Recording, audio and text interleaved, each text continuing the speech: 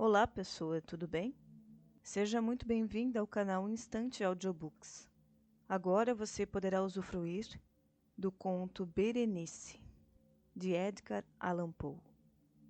Mas antes da gente começar, não esqueça de deixar o seu like e se inscrever no canal se você ainda não for inscrito. Afinal, isso nos ajuda muito a continuar subindo conteúdos para você. Dito isso, fique agora com a obra completa.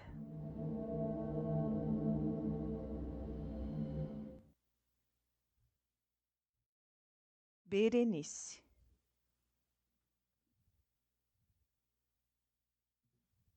Dicebant mihi sodalis, se sepulcrum amicae visitarem, curas meas eliquantulum fore levatas. Eben Zayat. A felicidade é múltipla. A desgraça se alastra na terra em variadas formas, espraiando-se pelo horizonte como um arco-íris, com a mesma variedade multicor, identificáveis, mas ao mesmo tempo amalgamadas, espraiando-se pelo horizonte como um arco-íris.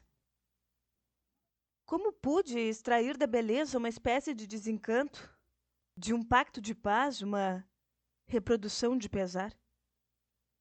Porém, como na ética o mal é a consequência do bem, assim, de fato, o pesar nasce do júbilo.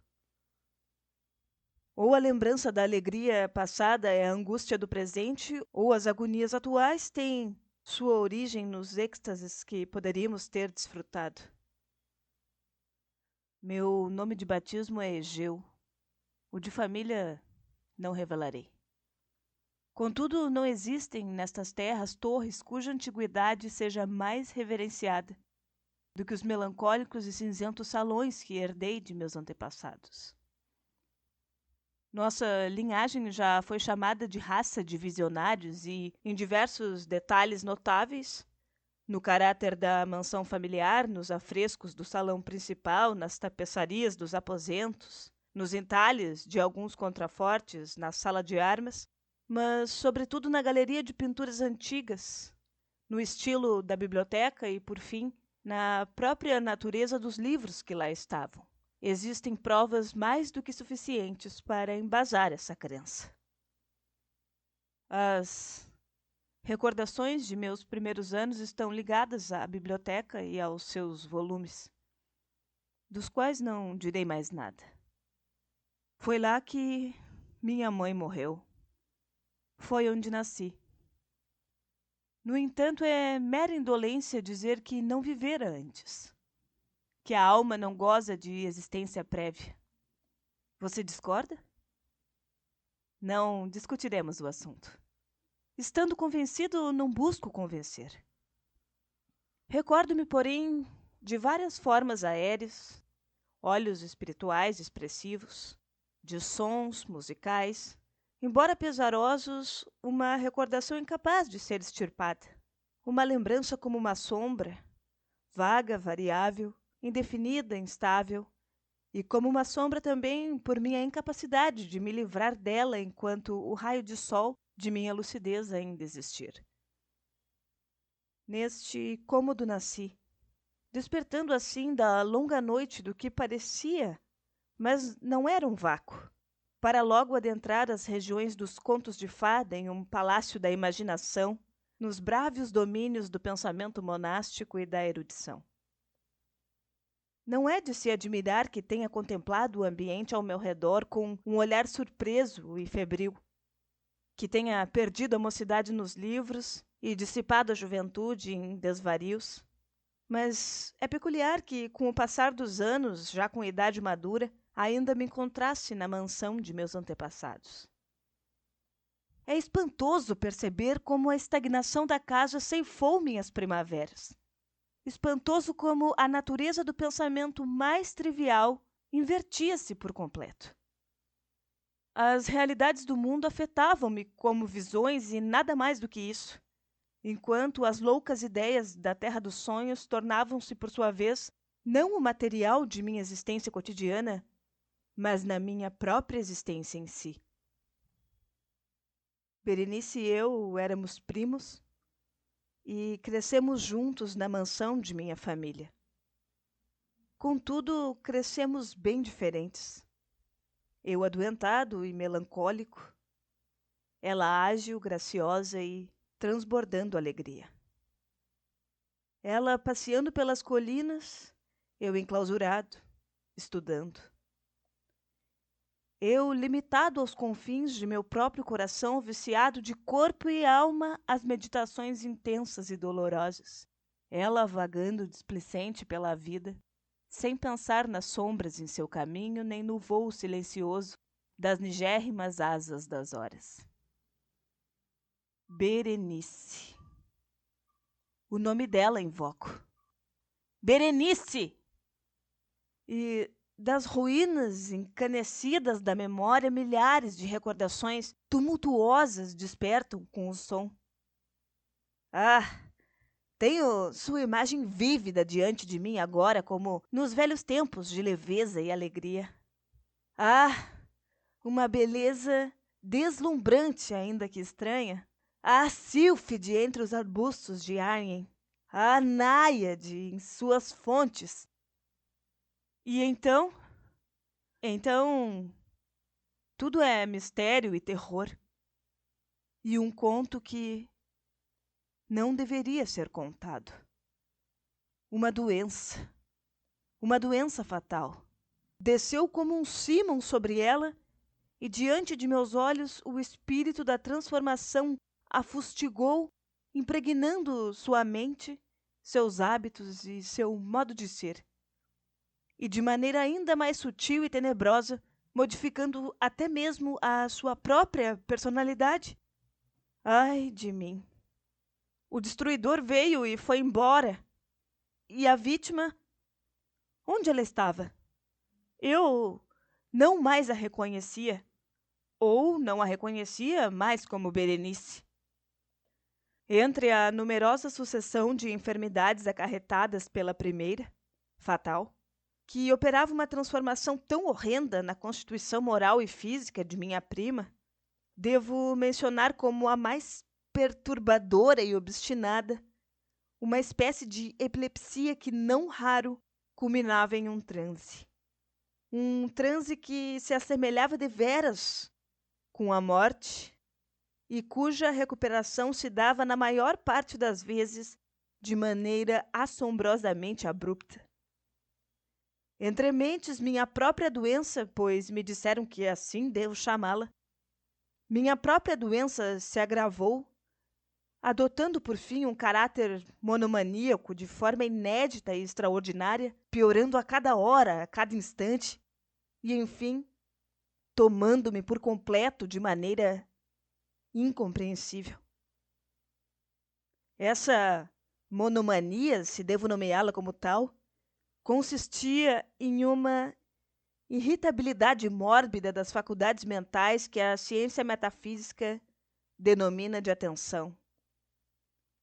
É bem provável que eu não seja compreendido, mas receio de fato não ser possível de maneira alguma transmitir ao leitor comum uma ideia adequada da sensibilidade nervosa de interesse com a qual, em meu caso, as capacidades meditativas, para evitar termos mais técnicos, se ocupavam e se sepultavam na contemplação, até mesmo dos objetos mais prosaicos do mundo.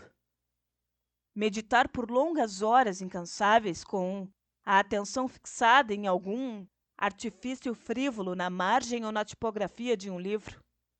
Quedar-me absorto durante boa parte de um dia de verão em uma sombra excêntrica projetada de modo oblíquo na tapeçaria ou em uma porta.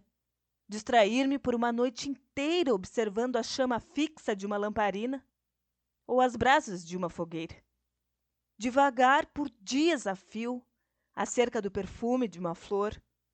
Concentrar-me na repetição monótona de uma palavra comum até que o som, por força da repetição frequente, deixasse de transmitir qualquer significado à mente.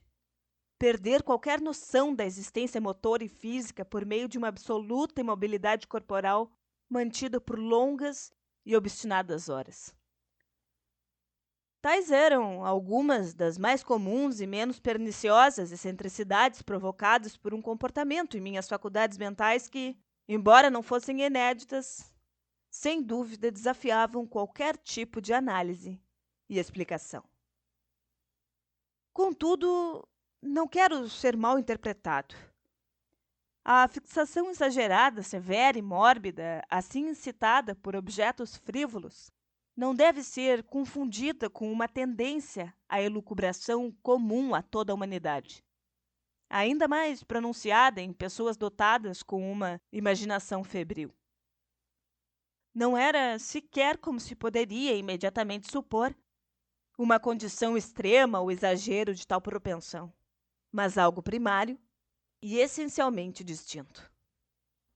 No primeiro caso, o sonhador ou entusiasta interessado por um objeto, em geral não frívolo, sem perceber, perde o foco no objeto em si para engajar-se em um emaranhado de deduções e sugestões por ele provocados.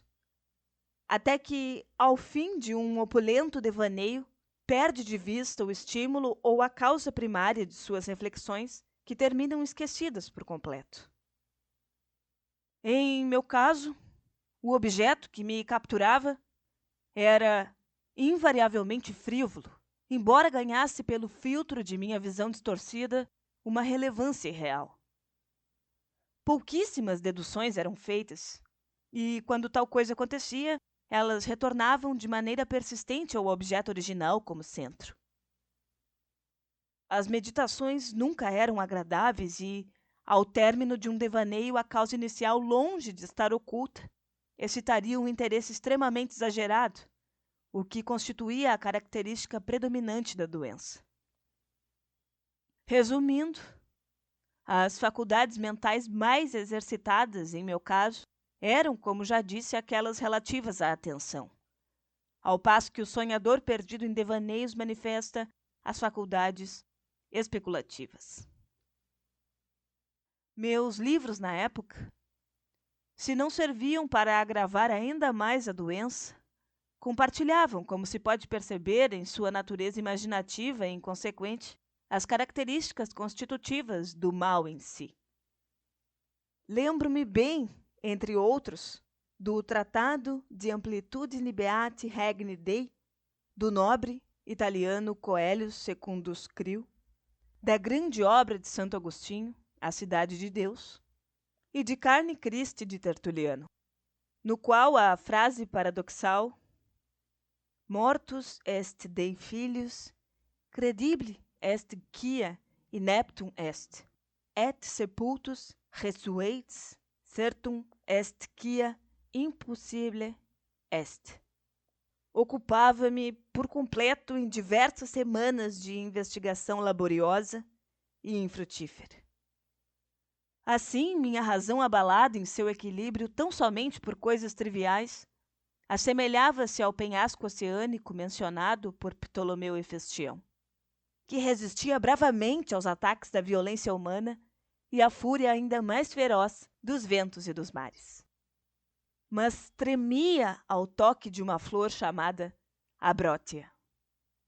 E embora para um pensador indiferente possa parecer equívoco que a alteração provocada na condição moral de Berenice por sua lamentável doença fosse capaz de me fornecer diversos objetos para o exercício daquela meditação intensa e anormal, cuja natureza estou tentando penosamente explicar, não foi o caso. Nos intervalos lúcidos de minha enfermidade, a desgraça me trouxe intenso sofrimento e, sentindo profundamente a destruição completa de sua vida delicada e bela, não deixei de ponderar a miúde e com muita consternação sobre as causas assombrosas capazes de produzir uma transformação tão estranha e repentina. Todavia, essas reflexões se destacavam da idiosincrasia de minha doença e teriam ocorrido em circunstâncias semelhantes a qualquer pessoa comum. Fiel à sua própria natureza, a enfermidade ocupava-se com as mudanças menos importantes, porém mais surpreendentes, que alteraram a constituição física de Berenice, na distorção singular e assustadora de sua personalidade. Nos dias mais fulgurantes de sua beleza sem par, estou certo de que jamais a amara. Na estranha anomalia de minha existência, meus sentimentos nunca foram do coração, sendo minhas paixões sempre circunscritas à mente. Pelo cinza da aurora, pelas sombras da floresta que filtravam pela treliça ao meio-dia, no silêncio de minha biblioteca durante a noite, ela adejara diante de meus olhos e eu a contemplara. Não como a Berenice de carne e osso, mas como uma Berenice onírica. Não como um ser da terra, mas como a abstração de tal ser. Não como algo a se admirar, mas a analisar. Não como um objeto de amor, mas como o tema da especulação mais impenetrável, ainda que despretensiosa. E súbito pus-me a estremecer em sua presença, empalidecer quando ela de mim se aproximava. Embora lamentando sua decadência e desolação, lembrei que ela muito me amava e, em um momento funesto, falei em casamento.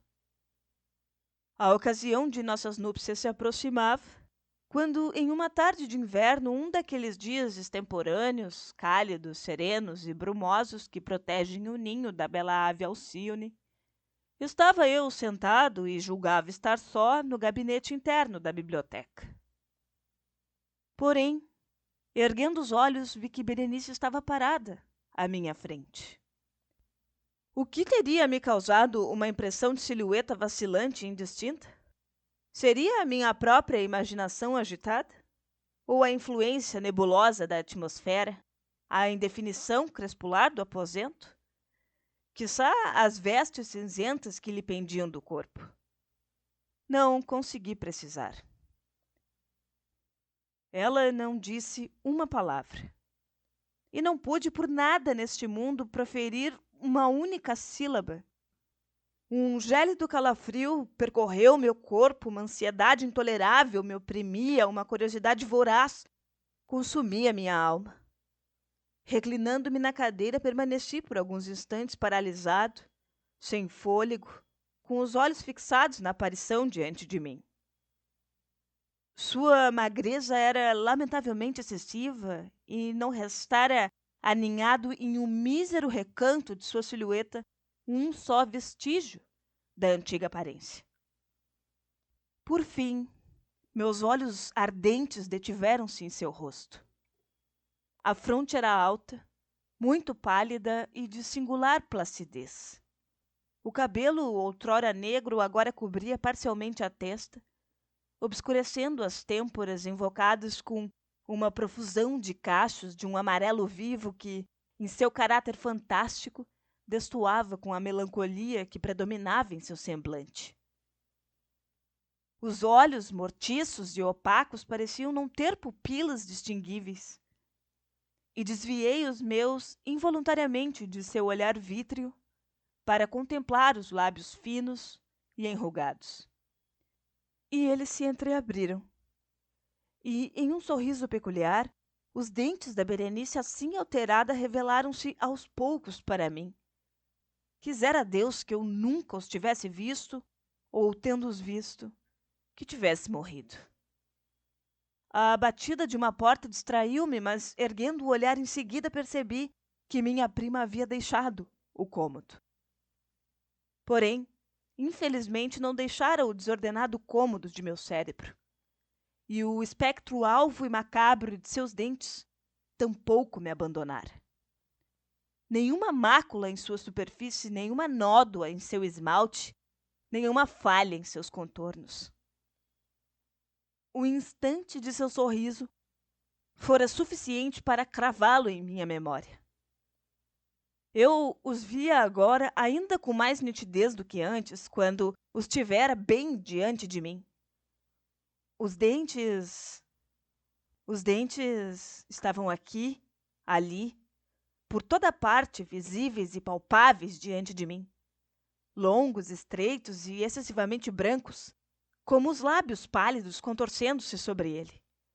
E como se no tenebroso instante de seu primeiro desvendar.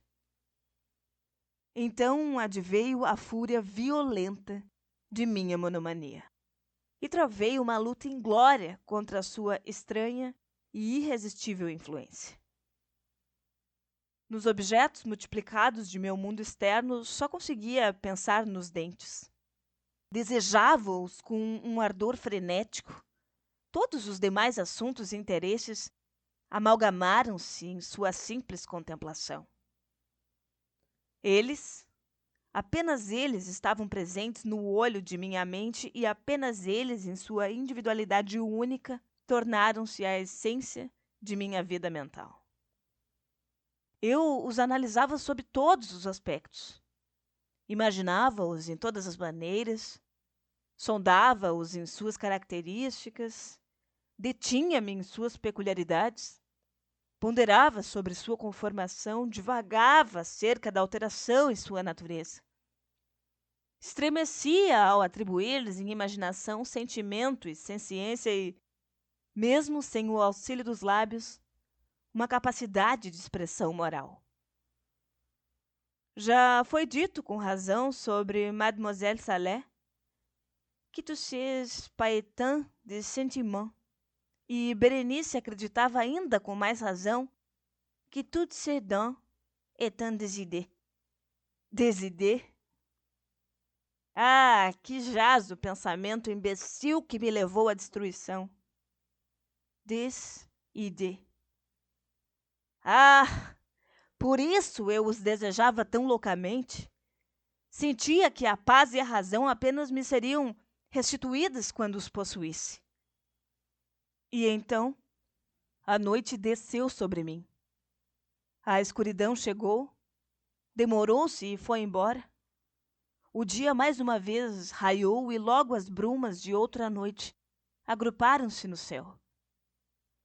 E eu permanecia sentado, imóvel, naquele cômodo solitário, ainda enclausurado a meditar.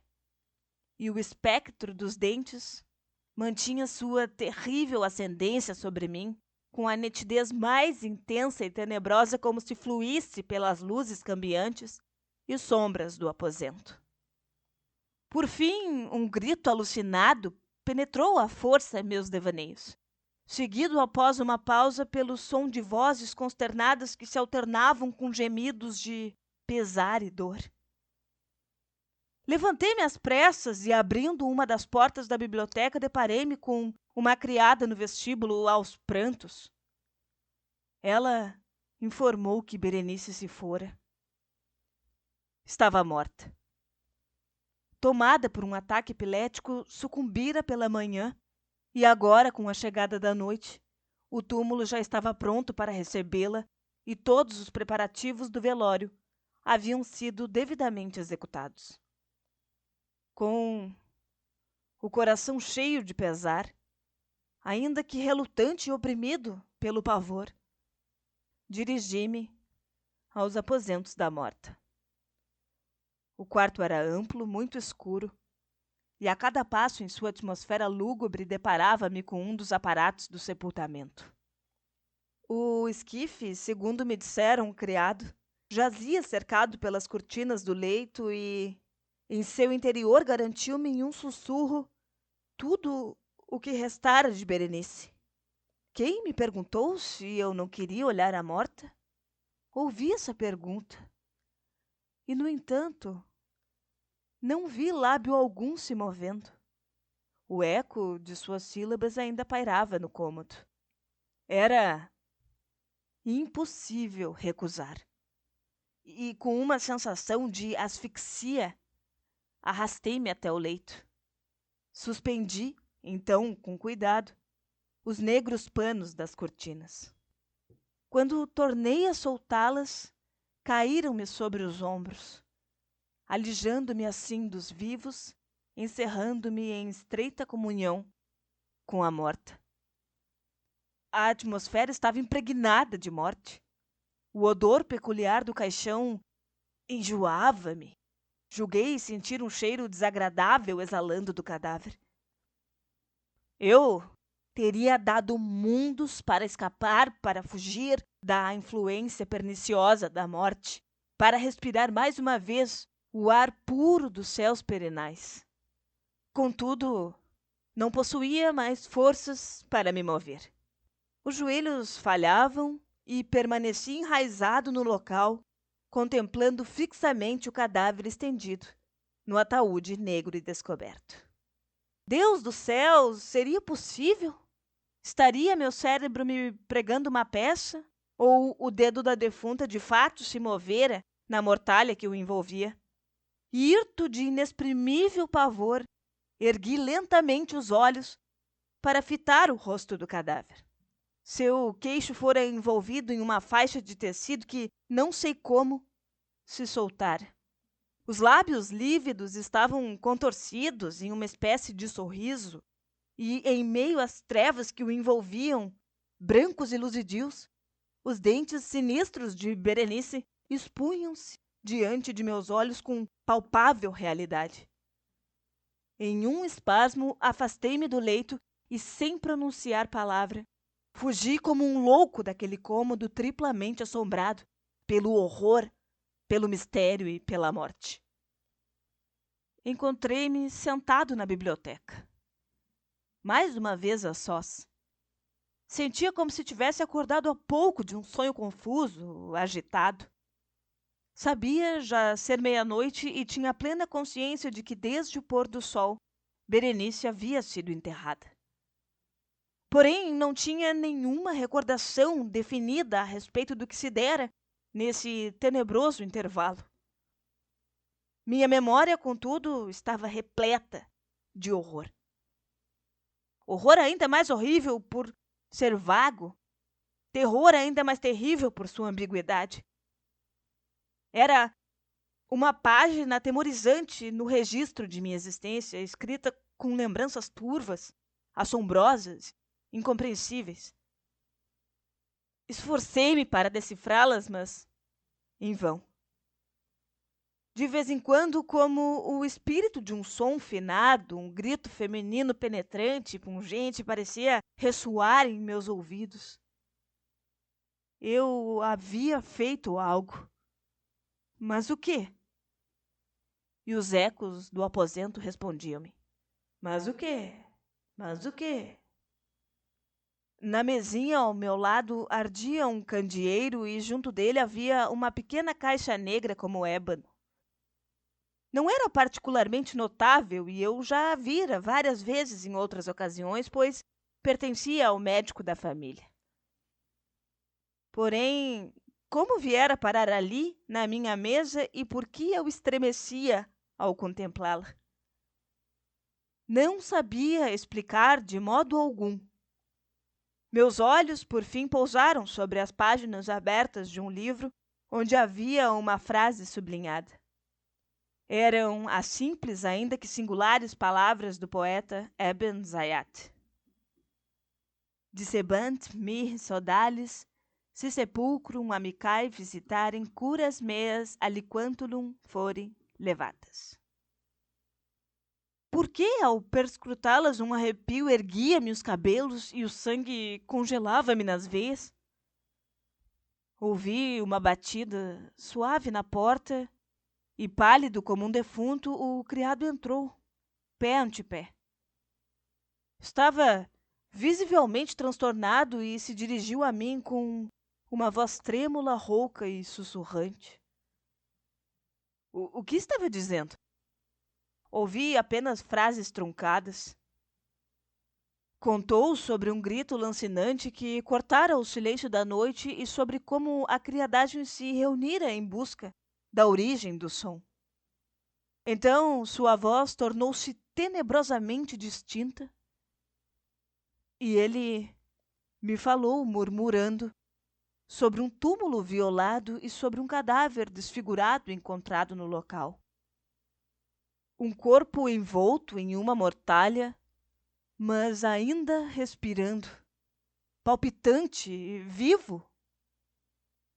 Ele então apontou para as minhas vestes. Estavam elameadas com respingos de sangue coagulado. Estando eu em silêncio, o criado me pegou pela mão com gentileza. Notei que minhas mãos traziam marcas de unhas humanas. Ele chamou minha atenção para um objeto apoiado contra a parede. Fitei-o por alguns instantes. Era uma pá. Com um grito, lancei-me sobre a mesa e agarrei a caixa que estava sobre ela. Porém, não consegui abri-la e, com as mãos trêmulas, deixei que escorregasse de meus dedos. Ela caiu com um pesado baque, partindo-se em pedaços e, de seu interior, com um som estridente, espalharam-se instrumentos de extração dentária, misturados com pequeninos objetos brancos e luzidios, que se dispersaram pelo assoalho.